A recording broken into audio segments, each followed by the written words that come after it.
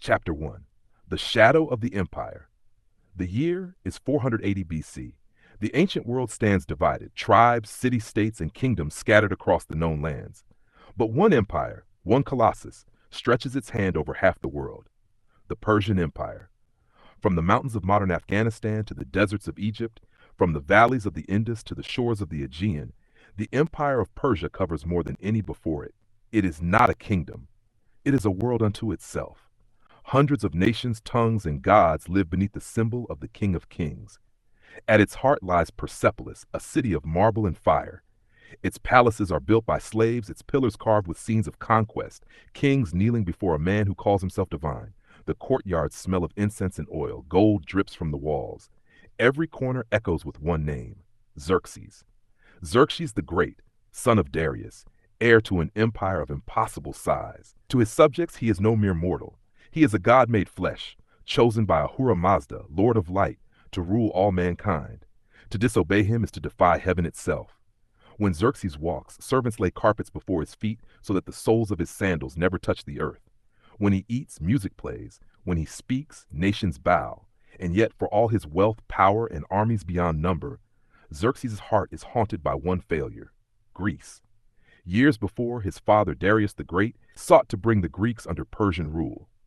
They were a nuisance, small, quarrelsome city-states at the edge of the world, divided by mountains and pride, but they were free, and that made them dangerous.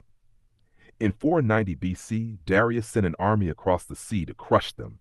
He expected obedience. Instead, at a place called Marathon, he met humiliation. The Persians landed with tens of thousands. The Greeks met them with barely 10,000 men. But in that narrow plain, the hoplites of Athens, armored from head to heel in bronze, charged with their long spears and shattered the Persian lines. When the dust cleared, 6,000 Persians lay dead. The Athenians lost fewer than 200. It was a wound to Persian pride, and a lesson written in blood, that freedom, when cornered, can strike like a lion. When Darius died, his son swore an oath before gods and generals to avenge his father's defeat. Xerxes would not merely invade Greece. He would erase it from history. Its temples would burn, its people would kneel, and every Greek spear would rust beneath the rain. So he began to prepare. For years, the Persian heartland worked like a single machine. Iron was forged in Susa, ships built in Phoenicia, horses bred in Bactria. Messengers rode day and night across the royal road, a highway stretching over 1,000 miles, connecting the empire like veins in a living body. The great machine of conquest was awakening once more. Imagine the sight, an army so vast that no one could count it. Men from every corner of the earth, Medes and Egyptians, Assyrians and Indians, Ethiopians and Scythians. Each spoke a different language, wore different armor, worshipped different gods. But they marched under one banner, the golden symbol of Persia. Tens of thousands of horsemen, chariots tipped with blades, war elephants from the east, archers by the tens of thousands. Enough, the Greeks would later say, to block out the sun. Behind them, an endless river of slaves, cooks, carpenters, and engineers, carrying tools, food, water, and weapons. And behind them still, the great wagons of gold in the royal pavilion, where Xerxes himself would travel like a living god, surrounded by bodyguards dressed in silver and black. This was not an army. It was a moving empire. And yet, beyond the Aegean Sea, far to the west, in the rocky lands of Greece, few believed such a force could even exist. Greece was no empire. It was a patchwork of tiny city-states, each with its own government, its own army, its own pride. Athens loved freedom and philosophy. Corinth loved trade. Thebes loved wealth. And Sparta loved war. The Greek world was united only by language and by one idea, that no man, not even a king, should rule the world. But Persia believed otherwise. To Xerxes, these Greeks were an insult, stubborn ants standing in the way of destiny. He sent heralds to every Greek city with a message written on golden tablets. The King of Kings, Xerxes, demands earth and water, symbols of submission. Bring them and live. Refuse and be destroyed. Many cities submitted, others hesitated. But when the Persian messengers came to Sparta, they were met not with gifts, but with death. The Spartans threw them into a well. Dig for your earth and water there, they said. It was a message as clear as the sound of bronze. Sparta would never kneel. But who were these Spartans? To understand Thermopylae, one must understand Sparta, a society unlike any in history. While the rest of Greece debated democracy, art, and reason, Sparta became a weapon. Every citizen was a soldier. Every law, every breath, every heartbeat existed to serve the army. From birth, a Spartan boy was inspected. If he was weak, he was cast aside, abandoned to the elements. If he survived, he was taken from his family at age 7 and entered the agoga, the brutal system of training that turned children into warriors. They were beaten, starved, and forced to fight each other. They learned to steal, not for greed, but for survival. They slept on reeds, barefoot through winter. Pain was their teacher, discipline their god, and fear their enemy. By 20, they became hoplites, men of the phalanx, the living wall of shields that could break empires. By 30, they earned citizenship. By 60, they might die still wearing armor. To be Spartan was not to live, but to be ready to die well.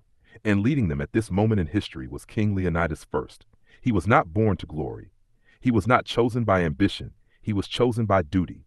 A quiet, disciplined man, a soldier first, a ruler second. He had trained like any other Spartan. He had bled, marched, endured. He believed in the old ways, in courage, obedience, and sacrifice. And when Xerxes' messengers demanded submission, Leonidas answered with words that would echo for centuries. Come and take them, Malin Lib. But in that first year as Persia gathered its forces, most of Greece was paralyzed. Some still believed they could negotiate. Others feared rebellion within their own walls. Even Athens, bold as it was, hesitated. The Persians were coming, but no one knew when or from where. Reports trickled in from the north, stories of mountains shaking with the march of men, rivers turned to mud, entire fields trampled flat. They said the Persian army was so vast that when it drank from a river, it left it dry. And so the Greeks argued, hesitated, and prayed.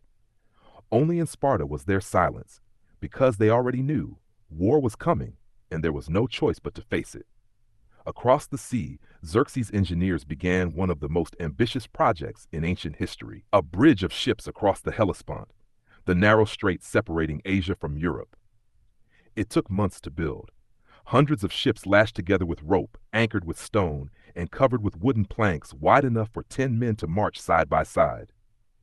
When a storm destroyed it, Xerxes ordered his men to whip the sea, 300 lashes, and throw chains into the water, shouting curses at the waves for their disobedience.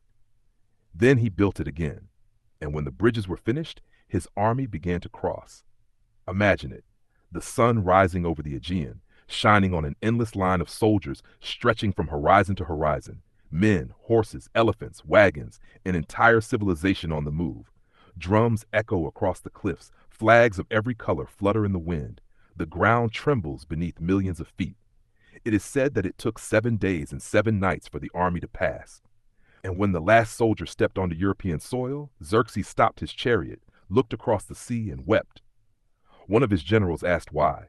He replied, "A great sorrow fills me. For all these thousands of men, within 100 years, not one will remain alive." Even gods, it seemed, understood mortality. But the invasion had begun. The Persian army moved west like a storm, through Thrace, through Macedonia, burning villages, enslaving those who resisted. They met no real opposition. No army dared face them. Until finally the Greeks gathered. A council of city-states met in Corinth. They argued, debated, accused one another of cowardice. But in the end, one plan emerged. If Persia were to be stopped, it must be stopped in the narrow lands, where their numbers would count for nothing. And so all eyes turned to a place whose name meant the Hot Gates. Thermopylae. Chapter 2. The Spartan Code. Before the roar of battle, before the hot gates of Thermopylae, there was Sparta, a city like no other on earth. To understand why 300 men would march to certain death, you must understand the world that created them. Because Sparta was not simply a city, it was a machine built for war. Every stone, every law, every heartbeat within its walls served one purpose: to forge men who feared nothing, not even death. Centuries before Thermopylae, Sparta was just another Greek city-state, but endless wars had torn its people apart until they chose a new way of life. They abandoned wealth, abandoned comfort, abandoned luxury. They became something else. They called themselves Lacedaemonians, and their creed was simple: to live free or die well. Their ancestors had conquered their neighbors, the Helots, turning them into slaves who worked the fields. That gave every Spartan warrior one duty: to fight so that others could labor in his place. War was not a profession, it was existence. While other cities built statues and theaters, Sparta built soldiers. In most of Greece, boys were raised by their mothers, taught music, poetry, and philosophy. But in Sparta, at the age of 7, a boy was taken from his home, ripped from his mother's arms, and thrown into the agoge. It was not a school, it was a crucible. There he learned to fight, to suffer, and to obey.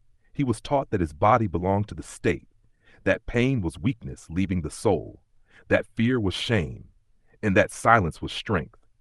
The agoge was not about creating soldiers, it was about breaking boys and rebuilding them as wolves.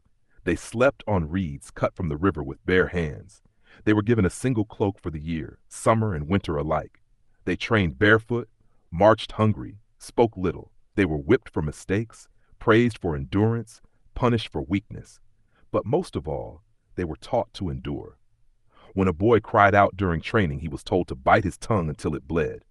When he stole food and was caught, he was beaten, not for stealing but for being discovered. To live, he had to learn to hide, to deceive, to survive. Every scar was a teacher, every bruise a lesson. At 12, the training grew harsher. Boys were sent into the mountains alone, with nothing but a knife, to live or die as the gods willed. Some never returned. Those who did came back harder, colder, and more silent than before. By 16, they fought mock battles with wooden spears and real bones broken. By 18, they were soldiers, their bodies carved by war, their minds empty of fear. And by 20, they joined the phalanx, the wall of shields that could stop empires. But Spartan men were not just trained to fight, they were trained to die properly. They were taught that the greatest disgrace was not death, but dropping one's shield and fleeing from battle. Because a shield protects more than one man, it protects the warrior beside you. To lose it was to betray your brothers. There was a saying in Sparta, "Return with your shield, or on it." These were the words mothers told their sons before war. Even the women of Sparta were unlike any others in Greece. While Athenian women were kept indoors, forbidden to speak in public, Spartan women trained, ran, wrestled, and spoke their minds. They ruled the household while their husbands fought abroad. They were taught to be as hard as the men, because their sons would be warriors. When a mother gave birth to a child, elders examined the baby. If it was strong, it lived. If it was weak, it was left on the hillside to die. It sounds cruel, and it was. But to the Spartans, mercy for the weak was cruelty to the state. Only the strong could keep Sparta alive. Their entire world revolved around one ideal, arete, the excellence of the soul. To be Spartan was to seek perfection not in comfort, but in struggle. Every man was trained to master his body, his fear, his rage. Even speech was measured. They spoke little, but every word cut deep. That's why even today, the word laconic, meaning short and sharp, comes from Laconia, the land of Sparta. Their humor was cold, their courage absolute, their discipline inhuman. They did not cry, they did not beg, they did not question, they obeyed. Above all things, they worshiped the law of Lycurgus, the legendary founder of their system. It was he who forged their constitution, dividing citizens, slaves, and allies, who outlawed gold and silver to prevent greed, who forbade trade, art, and luxury. He made every Spartan equal in rations, in armor, in hardship. No man could grow rich, and no man could grow soft. He decreed that walls of stone were useless. A city is well fortified only when it is surrounded by brave men. And so for centuries, Sparta built no walls. Its walls were its soldiers. From this iron culture emerged the Spartan phalanx, a formation so perfect that it turned men into a single living creature. Each hoplite stood shoulder to shoulder, shield to shield, spear angled over the rim of the man beside him. No one fought alone. If one broke, all broke. If one stood, all stood. It was unity made flesh. The Persian Empire had elephants, chariots, and archers. Sparta had this, a wall of bronze that would not yield, and leading them, above them yet one of them, was the king. Unlike other monarchs, a Spartan king was not absolute. He was bound by law, answerable to the council of elders, and watched by his peers. There were always two kings, one to lead at home, one to lead in war. But in times of great danger, the people looked to one man for courage. Leonidas. Leonidas was not born a legend. He was born like any other Spartan, into the bloodline of heroes, yes, but molded by the same fire. He trained, fought, bled, and rose through the ranks with quiet strength. He was not the loudest or the most brutal. He was calm, the kind of calm that comes from mastering fear. His soldiers said that when Leonidas spoke, even the wind grew still to listen. He believed in the old virtues: honor, duty, death before dishonor. He was not fighting for gold or empire or glory. He was fighting for the soul of Sparta. By the time Xerxes began his march westward, Leonidas was already an old man by Spartan standards, in his 40s. He had a wife, Queen Gorgo, and sons. He could have stayed behind, but he knew what was coming. And he knew that the world would soon test everything Sparta stood for. Because Sparta's strength, the unbreakable code that had made it invincible, was about to face something it had never faced before: numbers beyond imagination. For all their discipline, all their valor, how could 300 stand against hundreds of thousands? How could a mountain of men stop an empire of nations? Leonidas understood the truth. They could not win, but they could show the world what courage looks like. Before he left for Thermopylae, the Ephors, Sparta's council of priests, warned him that the coming war violated religious festivals. They said he should wait. Leonidas replied quietly, "My duty will not wait." He gathered 300 of his best, not the youngest, not the strongest, but men who had sons to carry their names, because they were chosen to die. He told his wife, "Marry a good man and bear good children." She answered, "Go and do what Sparta demands." The Spartan Code was not written on paper. It was carved into their bones. It told them that courage was not the absence of fear, but the mastery of it. That discipline was stronger than chaos, that obedience was sacred, and that death in battle was the highest honor a man could earn. As the army prepared to march north, the streets of Sparta were silent. No weeping, no pleading, only mothers handing shields to sons, whispering the same words heard for generations: "Return with your shield, or on it." From the mountains of the Peloponnese, the 300 began their march. Their red cloaks fluttered in the wind, the sun glinting off polished bronze. Behind them, wives and children stood in quiet pride. Ahead of them lay the narrow pass of Thermopylae and immortality. In the end, the Spartan Code was not about victory. It was about meaning. To the world, they were outnumbered. To themselves, they were already eternal, because a Spartan's body could die, but his code could not. And soon, that code would be tested against the greatest army the earth had ever seen. Chapter 3: The Coming Storm. The wind from the east carried with it the sound of marching feet, a sound that never seemed to end. From dawn until dusk, the earth trembled beneath the weight of a moving world. The Persian Empire was on the march, and at its head rode Xerxes, king of kings, son of Darius, lord of all the lands between the seas. For years he had prepared for this moment, the vengeance of Persia. He had built bridges across the sea, carved roads through mountains, and gathered men from every corner of his realm. The empire had not seen such a host before, nor would it ever again. The chroniclers would later call it the greatest army ever assembled by man. And perhaps they were right. They came in waves, a living tide of nations. From the north, Medes and Bactrians in scale armor, their horses draped in bronze. From the south, Egyptians in linen cuirasses, carrying bows as tall as men. From the east, Indians with chariots and war elephants painted with symbols of the sun. From the west, Phoenicians, Syrians, and Lydians, sailors, craftsmen, and mercenaries alike. Every color of skin, every tongue known to man marched beneath the same standard, a golden eagle under the blazing sun. Behind them came the engineers, tens of thousands of slaves and builders, dragging siege towers, cutting roads, building bridges across ravines and rivers. Behind them came the water carriers, cooks and servants, the lifeblood of an army that stretched as far as the horizon. And behind all of them, glittering like a god among mortals, came Xerxes himself. He rode in a chariot adorned with gold and silver, pulled by 4 white horses. A canopy of purple silk shielded him from the sun. The air around him shimmered with the scent of incense and oil. He was surrounded by his immortals, 10,000 elite guards dressed in black, each armed with a bow, a short spear, and the discipline of death. They were called immortals because their number never changed. Whenever one fell, another immediately took his place. Their presence was meant to remind the world that Persia's power was eternal. But even gods can be tested. The invasion began in the north. The Persian army crossed the Hellespont on the twin bridges of ships, hundreds of vessels bound together, decked with wood and rope, stretching from Asia into Europe. It was said that it took 7 days and 7 nights for the army to pass. And when the last of his soldiers stepped onto Greek soil, Xerxes halted his chariot, poured wine into the sea, and gave thanks to the heavens, for he believed that the world itself now lay within his grasp. The Greeks heard of this and trembled. No one had ever seen such might, nor imagined that one man could command so many. The cities of the north, Thessaly, Macedon, and Thrace, submitted quickly. They sent gifts of earth and water, symbols of surrender to the King of Kings. Better to live as subjects than to die as dust. Only a few refused.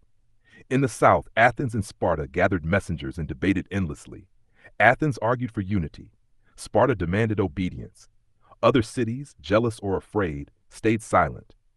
While the Persians advanced, the Greeks argued over who would lead, who would pay, and who would die. The Persian army moved slowly but without pause. Wherever it passed, rivers ran dry. The hooves of horses churned fields into dust. They built a canal through Mount Athos so that their fleet could sail safely, and when storms sank their ships, Xerxes ordered the sea itself to be whipped. 300 lashes, chains thrown into the waves, as if even nature must bow before him. To the Greeks this was blasphemy, proof that the Persian king was not a man but a monster, a ruler so drunk on power that he would punish the ocean. But to the Persians it was divine right. Xerxes was not merely conquering Greece, he was purging rebellion. He was avenging his father's shame. Far to the south, in the plains of Laconia, the messengers of Persia came to Sparta. They demanded the same offering, earth and water. Leonidas received them in the council hall, listened to their words, and without reply, ordered his guards to throw them into a well. "Dig for your earth and water there," he said. The council fell silent. The message was clear. Sparta would not kneel. Still, even Sparta was cautious. The oracle at Delphi had warned them, either your city will fall or a king of Sparta must die. The priests begged Leonidas to wait, to let the religious festival of Carnea end before marching to war. But the Persians were already crossing Thessaly. Leonidas had no time for omens. He gathered his council and spoke plainly. If we delay, Greece will fall before we draw our swords. So he chose his men, 300 hoplites, his personal guard, each with a living son to carry his name, each ready to die. They were not the youngest, not the strongest, but the most loyal. To them, Leonidas said, "We march not to victory, but to immortality." The army that left Sparta was small, barely a few thousand men when joined by allies from other cities. Yet every step they took northward carried the weight of legend. Women stood in silence as they passed, children saluted, and the elders whispered the ancient words, "Return with your shield or on it." The path to Thermopylae wound through rocky valleys and mountain passes. It was narrow, harsh, and lined with wild olive trees. To the west rose the cliffs of Mount Kallidromos. To the east the sea glimmered pale blue beneath the sun. It was a place where an army of millions could be held by a few. And that was Leonidas' plan. When he reached the pass, he found an old wall built by the Phocians centuries before. He ordered it rebuilt, stone by stone, and sent word to Athens and the other cities to send reinforcements.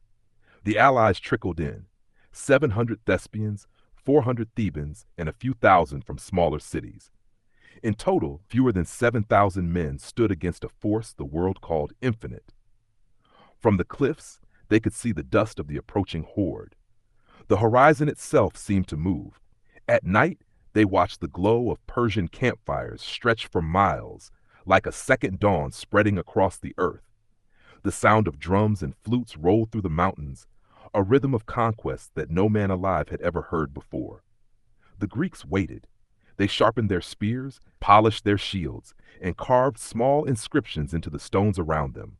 Their names, their cities, their last words to the world. Leonidas said little. He walked among his men as they worked, his calm presence more powerful than any speech. When a soldier asked him what the Persians wanted, he answered simply, "They come to take our freedom." And when another asked how so few could stand against so many, Leonidas replied, "So that the world may see how a free man fights." The storm was coming. Beyond the mountains, the earth already shook beneath the Persia's endless host. And in that narrow throat of land, between rock and sea, 7,000 Greeks waited to face the largest army mankind had ever known. They had no illusions. They would not survive, but they would make the world remember. The hot gates, Thermopylae, awaited them, and the shadow of the empire was about to meet the light of defiance.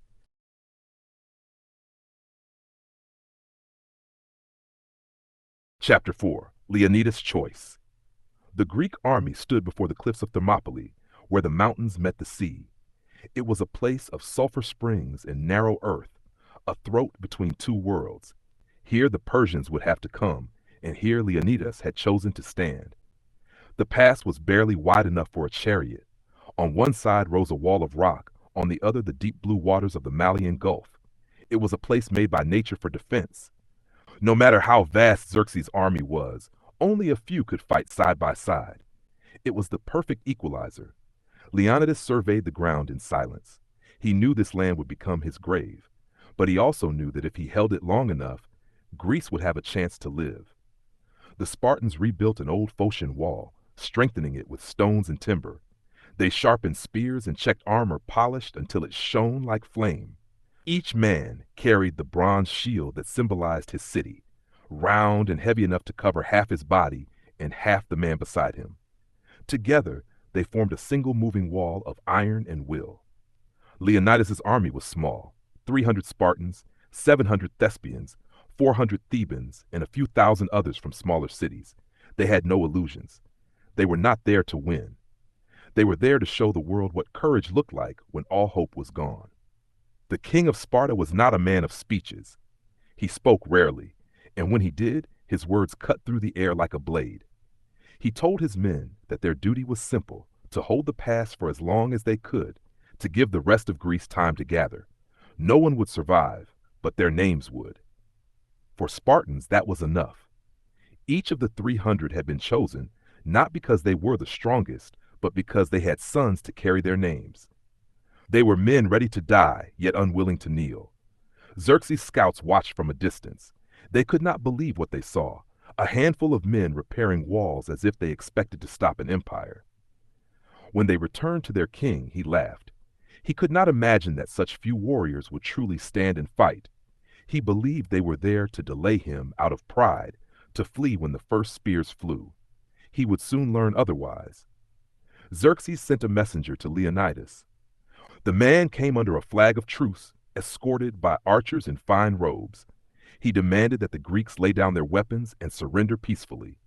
He promised gold, titles, and lands if they submitted to Persia. If they refused, he said, the Persian army would blot out the sun with arrows. Leonidas answered with words that would live forever. He said, "Come and take them." The messenger returned in silence. He could see that these men were not like others. They did not tremble. They did not beg. They had already accepted death. For days, Xerxes hesitated. He had never faced such defiance. He had crushed kingdoms greater than all of Greece combined. And yet these few thousand refused to kneel. He sent spies to study them, to see what kind of men they were. The spies returned bewildered. They said the Spartans were not afraid. They were combing their hair, laughing, and exercising as if preparing for a festival. They polished armor not for glory, but for death. Xerxes could not understand such calm. He believed they were mad. He did not know they were Spartan. Leonidas knew the first assault was coming. He gathered his men in a circle. There were no grand speeches, only quiet words. He reminded them that every step they took here was for Greece, for their wives, their children, their ancestors. He told them that freedom was not given by gods or kings, it was won by blood. He had no crown upon his head, only a helmet. He carried no golden armor, only bronze worn smooth by years of battle. His body bore the scars of decades spent in war. He was a soldier among soldiers, and they loved him for it. When night came, they ate in silence. They sat by small fires, spoke little, and gazed toward the distant glow of the Persian camp. The fires of Xerxes' army stretched beyond sight, covering the horizon. The men knew that when morning came, the ground would shake beneath that endless horde. But none left their post. At dawn, the Persians advanced. Xerxes ordered the Medes to attack first. Tens of thousands marched into the narrow pass, their drums echoing between the cliffs. They expected to sweep the Greeks aside, but the Spartans stood unmoved, shield to shield, spears glinting in the morning light. When the Persians reached them, the line of bronze erupted forward like a single living creature. Spears thrust, shields slammed, and the front ranks of Persia fell. The narrowness of the pass worked against them. Their numbers became their curse. They could not surround the Greeks, could not bring their cavalry, could not move freely. Their shouts turned to panic. The phalanx advanced methodically. Each time a spear broke, a sword replaced it. Each time a man fell, another stepped into his place. The air filled with the sound of bronze and bone. The dead piled high at the front of the pass. By midday, the Persians withdrew in confusion. They had expected victory. They had found slaughter. When Xerxes saw his finest men fleeing from a handful of Greeks, he rose from his throne in disbelief. He could not accept that his godlike empire had been stopped by mortals. He ordered his immortals to attack, 10,000 elite soldiers in black robes and silver masks, the pride of Persia. He told them to crush the Greeks and bring him Leonidas alive. The immortals advanced with precision. Their shields locked, their arrows darkened the sky, their spears reached farther than the Greeks. But in the narrow pass, all their advantage vanished. The Spartans fought with calm ferocity, stepping forward in rhythm, killing in silence. Their armor turned aside arrows. Their discipline never broke. The immortals fell like any other men. By the end of the day, the pass was choked with bodies. The Persians dragged away their dead to hide the scale of the defeat. The Greeks stood unbroken. That night, Leonidas looked upon his men. Many were wounded, all were exhausted, but none wished to leave. He knew that tomorrow would bring more. He also knew something else, that betrayal could come from within. Not all Greeks wanted to die for freedom, and not all could be trusted. Among the nearby hills lived a man named Ephialtes, a local from the region of Trachis. He was deformed and bitter, rejected by his own people. He had come to Leonidas offering to fight, but the king had turned him away, knowing he could not hold the shield properly in the phalanx. Now Ephialtes sought revenge. That night, he went to the Persian camp and revealed a hidden path through the mountains, a narrow goat trail that led behind the Greek position. If the Persians took it, they could surround the defenders and destroy them. For gold and promise of reward, Ephialtes sold his people's future. At dawn, scouts brought Leonidas the news. The Persians were moving behind them. The pass was doomed. Leonidas gathered his council. Some advised retreat, others surrender. He said neither. He told them that those who wished to leave could go. He would stay with his men. Sparta would not retreat. Sparta never surrendered. He dismissed the allies to save their lives. Many went, but the Spartans, the Thespians, and a few Thebans remained. They chose death over shame. They knew the end had come, yet none broke rank. Leonidas walked along the line, speaking to each man quietly. He reminded them of their families, of their city, of the law of Lycurgus. He told them that this day would be remembered for as long as men spoke of courage. He told them to fight not for victory, but for meaning. They nodded, adjusted their helmets, and waited. The Persians came again, this time from both front and rear. The Greeks met them head on. They fought until their spears splintered and their swords dulled.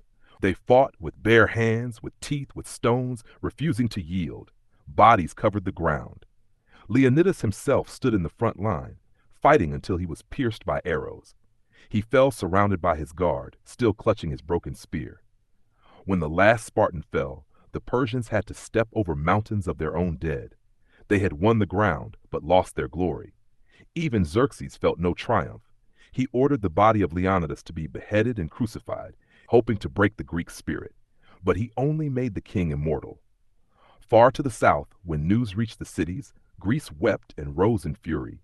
For the first time, they were united.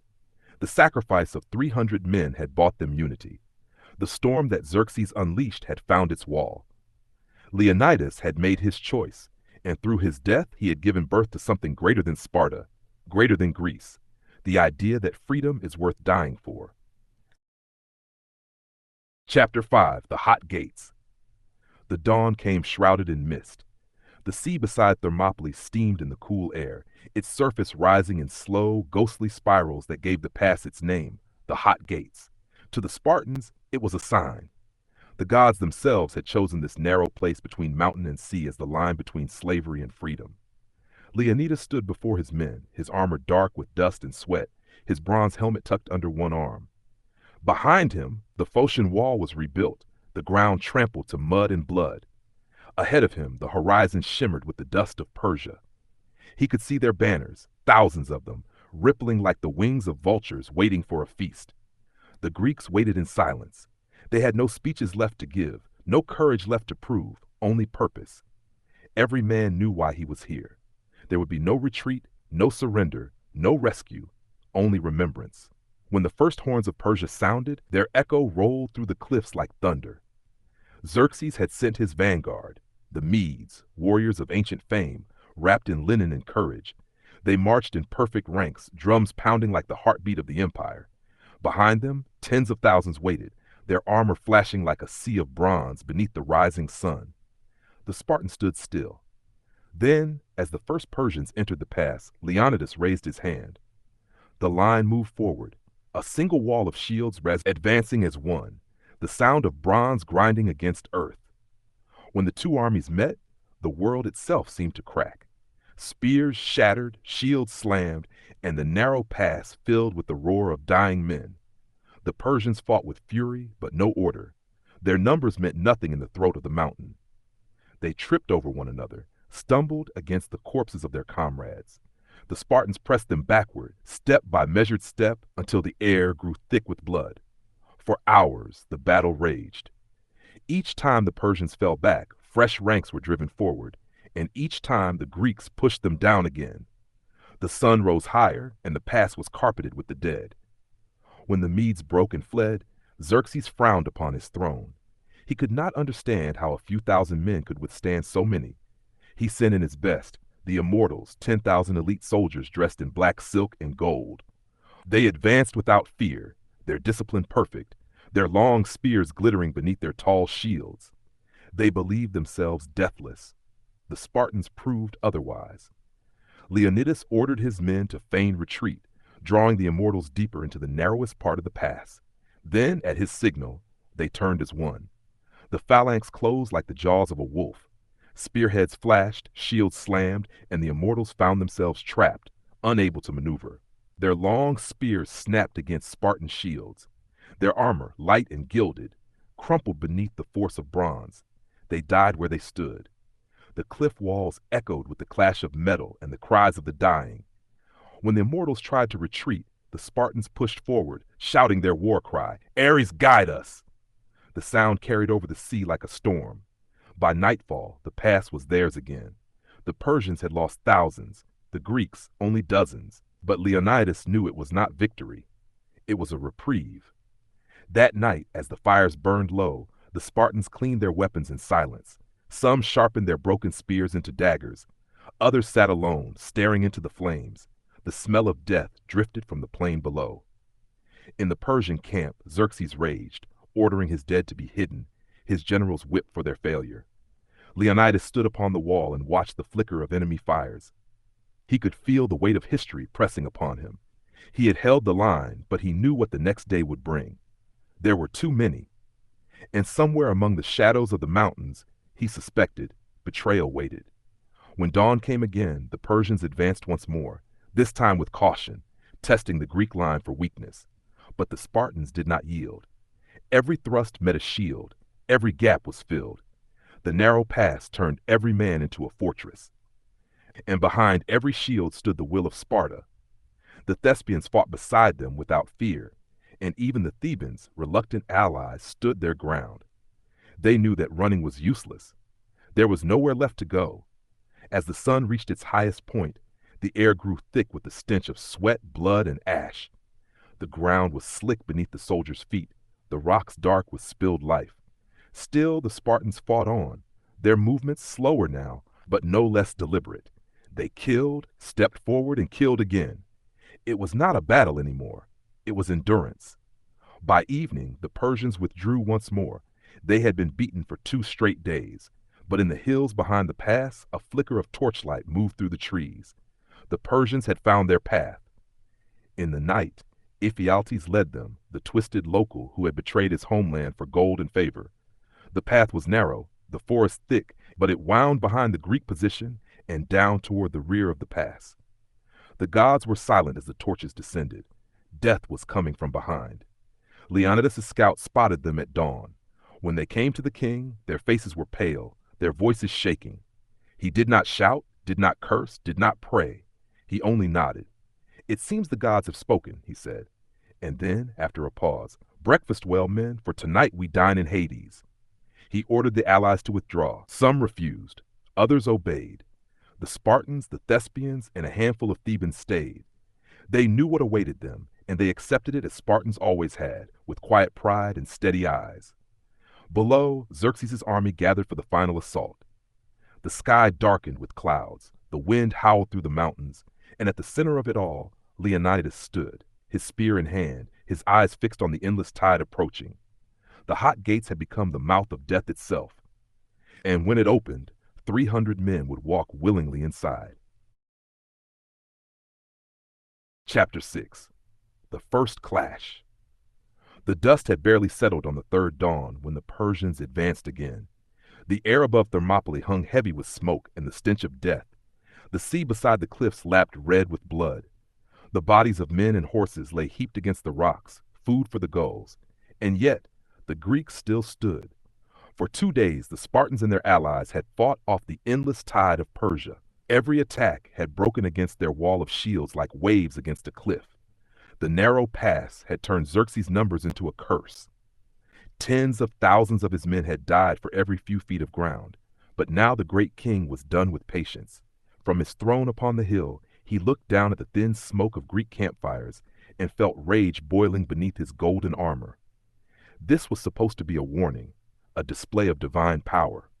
Instead, it had become an embarrassment, the world's greatest empire held back by a handful of men. He called for his generals, pointed toward the cliffs, and ordered a new assault. There would be no rest until the pass was drowned in blood. The command went out. Drums thundered through the Persian camp. Trumpets blared, and the soldiers formed ranks as far as the eye could see. They came from every corner of the empire: Medes, Assyrians, Egyptians, Indians, Babylonians, and Bactrians. They were united by fear of their king, not by courage. And on that morning, fear was not enough. Leonidas stood in front of his men and adjusted his helmet. His armor was dented, his cloak torn, his face streaked with sweat and dust. He looked down the line of Spartans, men who had not slept, not eaten, but stood with calm eyes and steady hands. He said nothing. They did not need words. Each knew what must be done. The Persian horns sounded. The ground began to tremble. Thousands marched forward, shields shining like a river of metal beneath the rising sun. They shouted the name of Xerxes. The cliffs shook with their cries. The Spartans waited until the first ranks were close enough to see their faces. Then Leonidas lowered his spear, and the phalanx moved as one. A wall of bronze surged forward with the force of a storm. The impact was deafening. Persian spears splintered, shields cracked, and men were crushed where they stood. The first line fell. The next pushed forward over their bodies, and the Spartans met them again. Every movement was practiced, every strike deliberate. Their shields overlapped perfectly, their spears stabbing in unison. They fought not as individuals, but as one living thing, precise, tireless, unbreakable. The Persians had never seen such discipline. They were used to fighting men who charged wildly, who broke when pressed. But these men did not break. They killed, stepped forward, and killed again. When the bodies clogged the pass, Leonidas gave a signal. The Spartans fell back slowly, as if retreating, luring the Persians deeper. The enemy shouted in triumph and surged forward, only to be trapped. The phalanx turned suddenly and advanced again, spears thrusting from behind their shield wall. The Persians were crushed between rock and bronze, slaughtered where they stood. Hours passed. The sun climbed higher. The cries of battle echoed off the cliffs, carrying down the coastline where the Greek fleet faced the Persian navy at Artemisium. There, too, the fighting raged, and the sailors could hear the faint roar from the hot gates, knowing that their fate was being decided there. By midday, the Persian attack had faltered. Thousands lay dead. The rest retreated in panic, stumbling over corpses, dragging the wounded away. Xerxes rose from his throne in disbelief. He had sent his finest, and they had failed. He called for his immortals, the elite guard of the empire, 10,000 chosen men, each replaced instantly when killed, so their number was said never to change. They were tall, silent, and armed with the finest weapons in Persia. They had never known defeat. Xerxes sent them forward with a single order: bring me Leonidas. The immortals advanced through the smoke. Their armor was black, their shields adorned with silver sigils. They moved in perfect silence, disciplined and confident. They had been told that the Greeks were exhausted, that the Spartans would finally break. They were wrong. The Spartans reformed the line. Their bodies ached, their arms shook, their throats were raw from shouting, but their formation held. The Thespians and Thebans filled the gaps, standing shoulder to shoulder with the men of Sparta. As the immortals came close, Leonidas raised his spear. The two walls met with the crash of thunder. Spears shattered. Swords clanged against bronze. The immortals tried to push through with sheer force, but the ground was too tight. Their long spears were useless in the narrow pass. The Spartans' shorter blades found every gap. The fighting became a rhythm. Step, thrust, shield, pull back, thrust again. When one man fell, another stepped forward without pause. The immortals fought bravely, but the pass turned their formation into chaos. They slipped on the blood-soaked earth, tripped over corpses, and were cut down by the relentless wall of shields. Leonidas moved through the line like a shadow, striking wherever it wavered. His spear cracked skulls. His shield smashed through armor. He fought beside his men, not above them. Every soldier could see him in the chaos, and his presence held the line together. By evening, the immortals withdrew. Their numbers broken, their name mocked. They were no longer immortal, they were human. Xerxes watched in silence. The impossible had happened. His elite had been defeated. He clenched his fists and turned away. He had lost thousands to a few hundred men. But he had also learned something. The Greeks would never surrender. If he wanted victory, he would need deceit. As night fell, the Spartans rested behind their wall. They ate little, drank from the streams, and bound their wounds. They did not speak of the battle, nor of victory. They knew this was only the beginning. Leonidas stood upon the wall and looked at the stars. He could smell the fires of the Persian camp and see their torches burning like constellations across the plain. He knew that even now, Xerxes was plotting, and deep in his heart, he felt the weight of destiny pressing upon him. He thought again of the oracle's words, that either Sparta would fall or one of her kings would die. He did not believe in prophecy, but he knew the meaning was clear. His life was already spent. He was living on borrowed time, and that time was running out. Below him, his men slept beside their shields. They were young, many barely 30, some younger. They had laughed that morning. They would not laugh again. Tomorrow they would stand once more, and tomorrow they would die. In the Persian camp, torches burned through the night. A Greek traitor named Ephialtes was brought before Xerxes, his face pale and twisted with greed.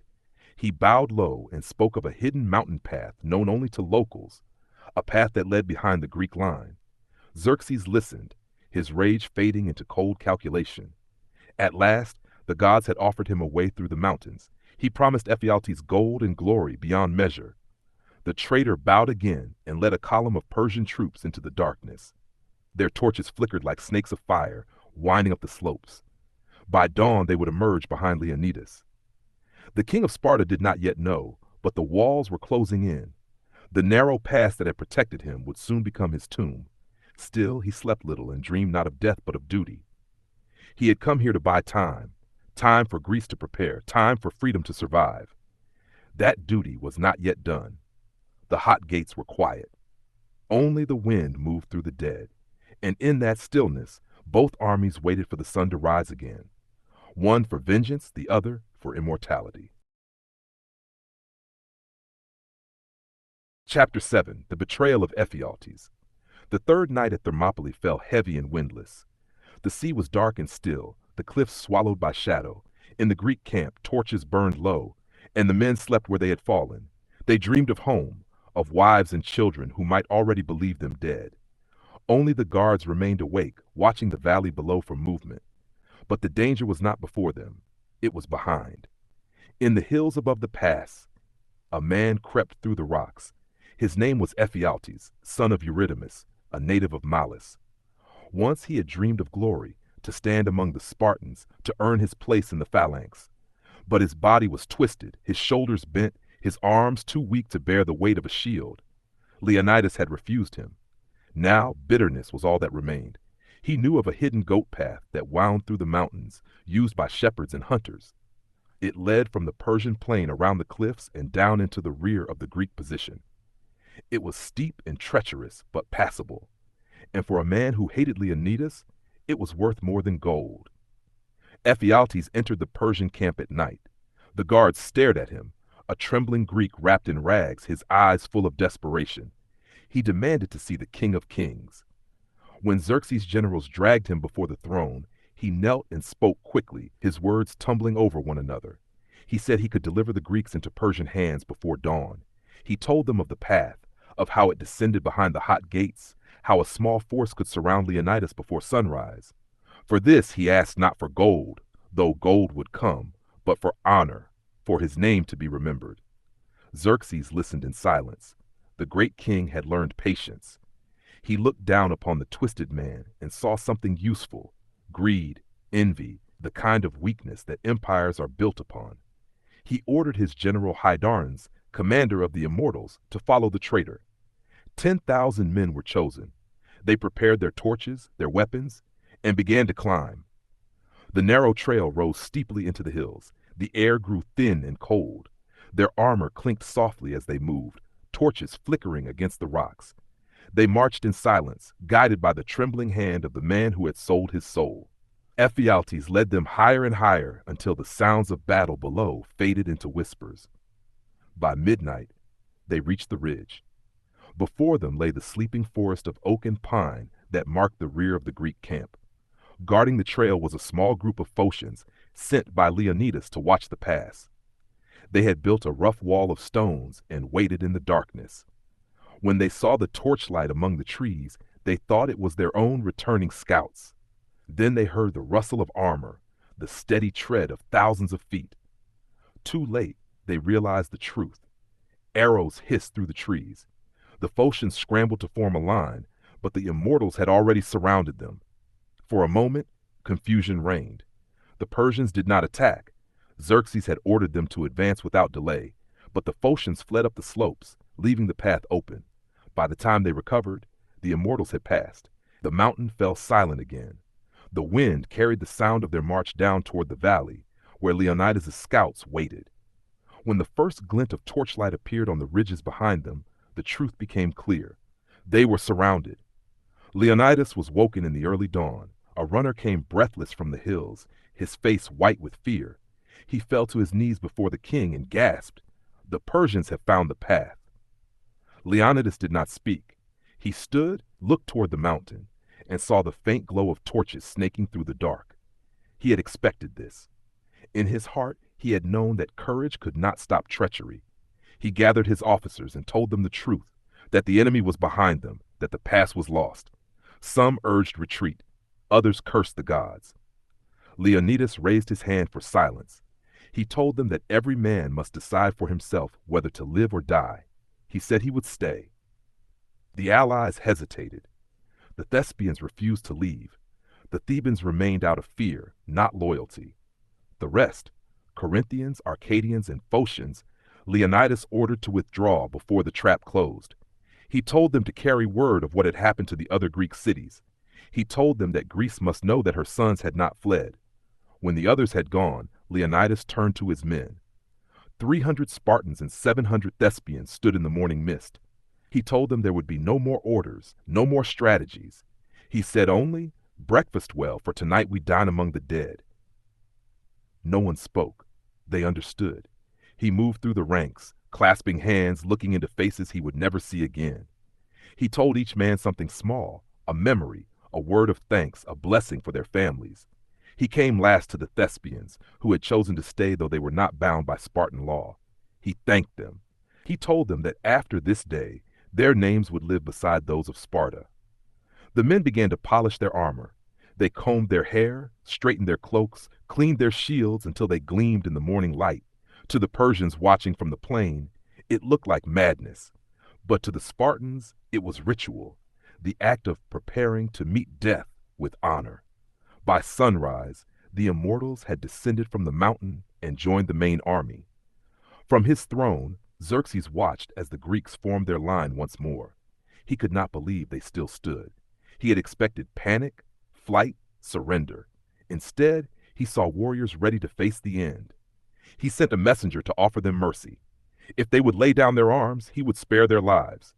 Leonidas gave no answer. When the messenger pressed him, he said, "Come and take them." The Persian horns sounded. The last battle began. The Persians charged from both sides, their numbers filling the narrow pass like a flood. The Spartans met them head on. They fought not for victory, but for defiance. Every thrust of the spear, every swing of the sword, every step backward was measured in blood. They fell by the dozens, but the line never broke. They dragged the enemy down with them. They fought on their knees, on their bellies, with broken weapons and bare hands. When Leonidas fell, pierced by arrows and spears, his body was surrounded by his guard. They fought over him like lions, reclaiming his corpse again and again until the Persians buried them all beneath their dead. Only then did the survivors fall back to a small hill behind the wall, the last ground left to them. There they made their final stand. The Persians encircled the hill. Xerxes ordered his archers to finish it. The sky darkened with arrows and the world disappeared in shadow. When the last arrow fell, the Spartans were gone. The Battle of Thermopylae was over. But something greater had begun. The Persians had taken the pass, but they had lost their fear. The world had seen that men could stand against empire, that courage could shame a king. And in every Greek heart, a fire was lit, a fire that would soon burn the invader from their shores. Ephialtes received his gold, but not his peace. For the rest of his life, he was hunted by his own people. His name became a curse. To this day, when Greeks speak of betrayal, they speak of Ephialtes. Leonidas had fallen, but his name did not. The mountain path he could not hold became a symbol of endurance.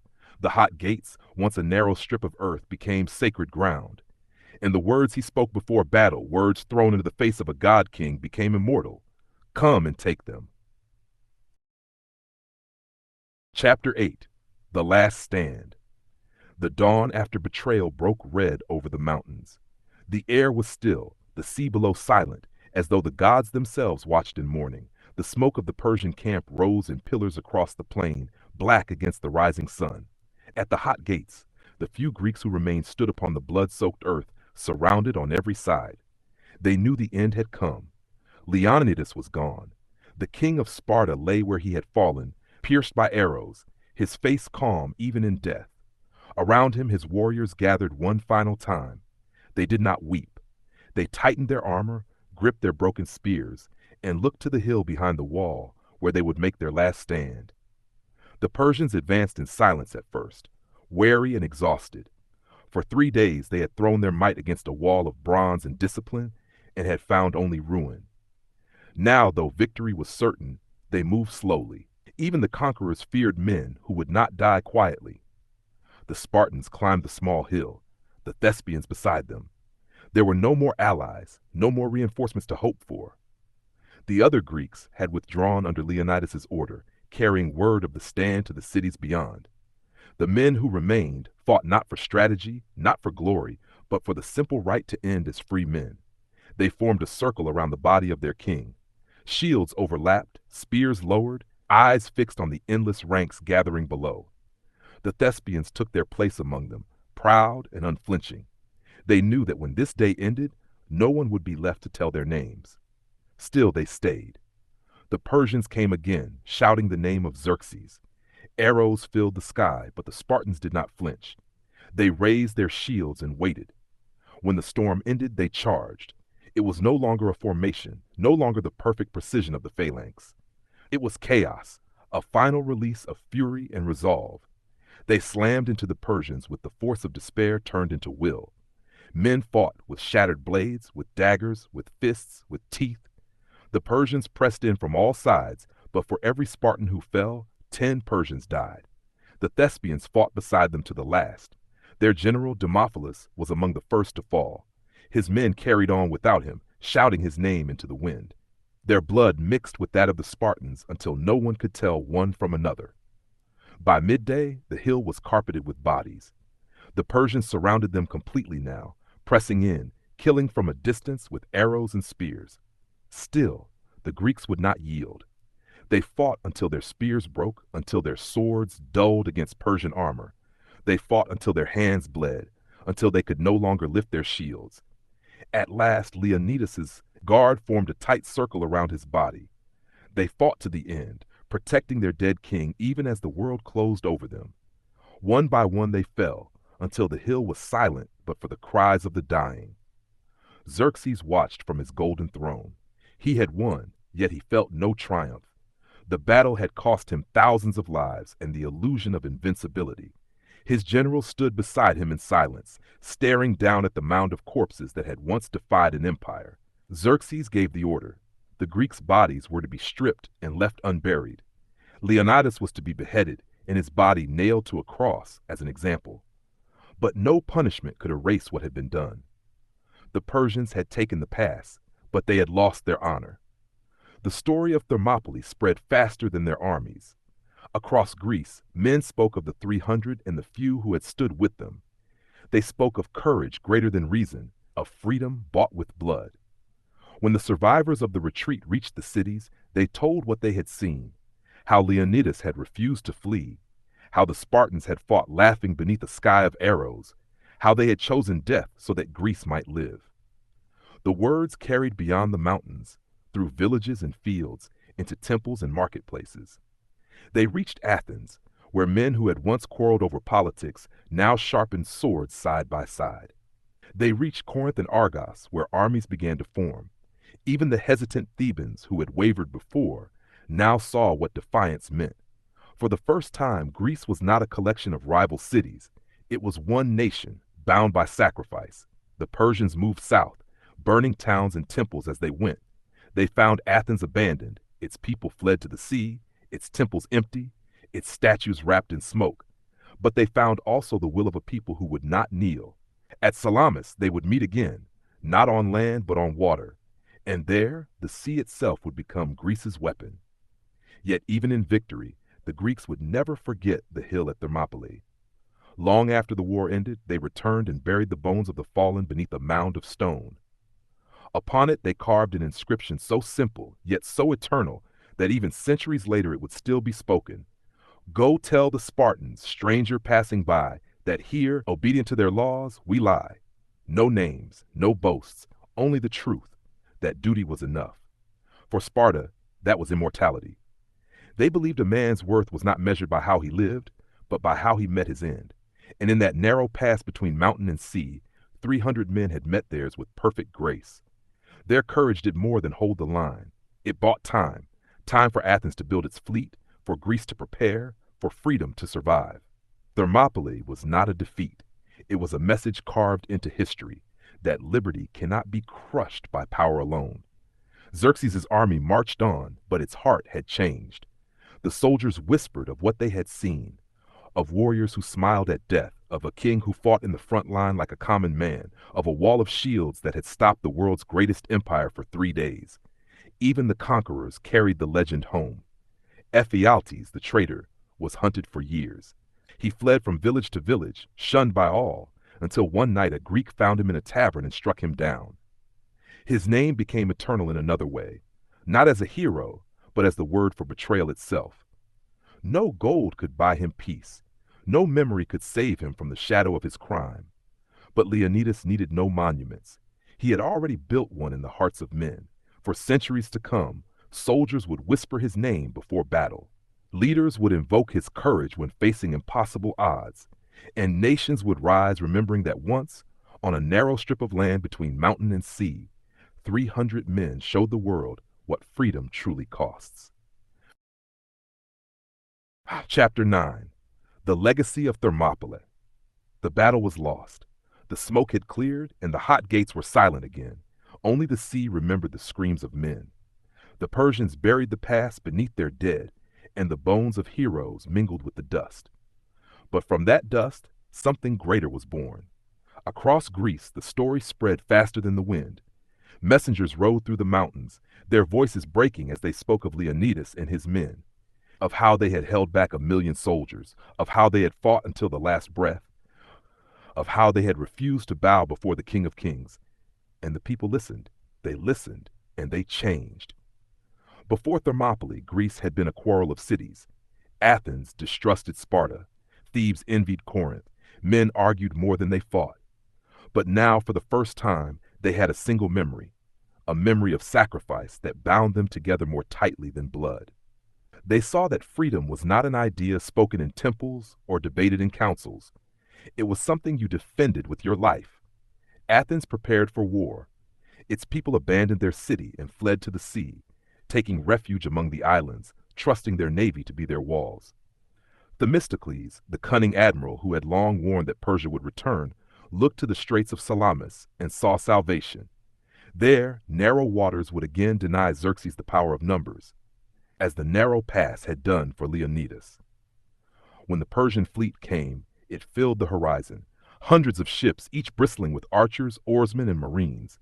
They were confident. They believed the Greeks were broken. But the Greeks waited in silence, their sails furled, their oars steady. When the Persians entered the straits, the wind turned, the tide shifted, and the gods themselves seemed to fight for Greece. The smaller Greek triremes darted between the great Persian hulls, ripping them apart with bronze rams. Fire spread across the water. Men drowned beneath their own ships. By nightfall, the sea was red again. And Xerxes, watching from the shore, saw his empire humbled once more. He fled back to Asia, leaving a portion of his army behind. A year later, at Plataea, the Greeks crushed them completely. The invasion was over. But the memory of Thermopylae never faded. In victory, the Greeks did not boast. They built no temples to Leonidas, raised no golden statues. They built a mound of stone, and upon it they wrote words that would outlive every empire. Go tell the Spartans, stranger passing by, that here, obedient to their laws, we lie. No greater monument could exist. For in those words lay everything Sparta believed: discipline, duty, and honor beyond death. The Persian Empire would endure for centuries more, its kings ruling from palaces of gold, its banners flying across deserts and seas. But no poet sang songs of Xerxes. His victories faded with time, his glory drowned beneath the weight of his own ambition. Leonidas, however, remained. The memory of his defiance crossed borders, languages, and ages. Philosophers spoke of Thermopylae as a lesson in virtue. Soldiers remembered it as the measure of courage. Every man who faced hopeless odds looked back to that narrow pass and asked himself if he would have stood as they had stood. And every tyrant, every empire that sought to crush the spirit of the free heard echoes of that answer: come and take them. Centuries passed. Rome rose and fell. New empires came and went. But the hot gates remained, a place where time itself seemed to stop, where the wind still carried whispers of the past. Travelers walked the path where the Spartans had stood and felt the weight of the silence there, not the silence of defeat, but the silence of eternity. In Sparta, boys still trained in the Agos, learning the same lessons that had forged the 300, to fear dishonor more than death, to love their city more than themselves, to hold their shield not for their own protection, but for the man beside them.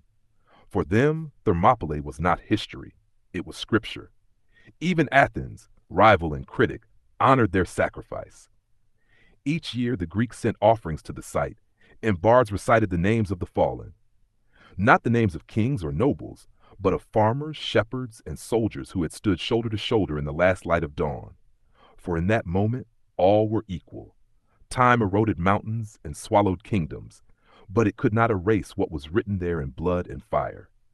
The Battle of Thermopylae became more than a story. It became a mirror, showing what humanity is capable of when faced with impossible odds. It showed that courage needs no victory to be eternal, that the body can perish, but the spirit of defiance endures forever.